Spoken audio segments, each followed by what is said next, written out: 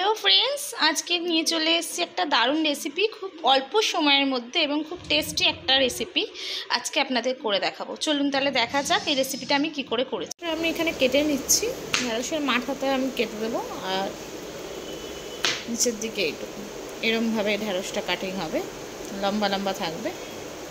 দেখাবো আর আমাদের কি লাগছে। এখানে ঢেঁড়সটা আমি কেটে ধুয়ে নিয়েছি, এরকমভাবে ঢেঁড়সটা কেটে নিয়েছি। এখানে গোটা জিরে নিয়েছি, কাঁচা লঙ্কা নিয়েছি, যেখানে মাঝখানটা আমি চিড়ে নিয়েছি। এখানে পোস্ত বাটা আছে, সর্ষে বাটা আছে। এখানে আমাদের কি কি মশলা লাগছে সেটা দেখিয়ে দিচ্ছি।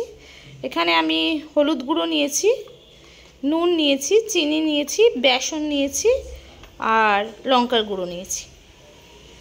ফ্রেন্ডস, এখানে আমি ঢেঁড়সটা নিয়ে নিলাম।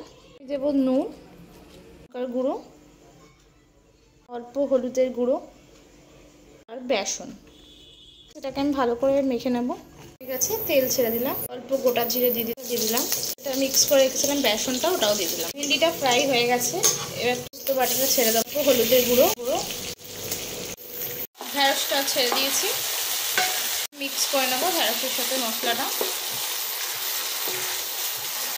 ফ্রেন্ডস, আমাদের এটা হয়ে এসছে, এবার নামিয়ে ফেলবো।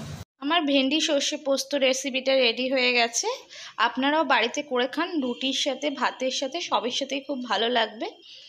আপনারাও ট্রাই করুন।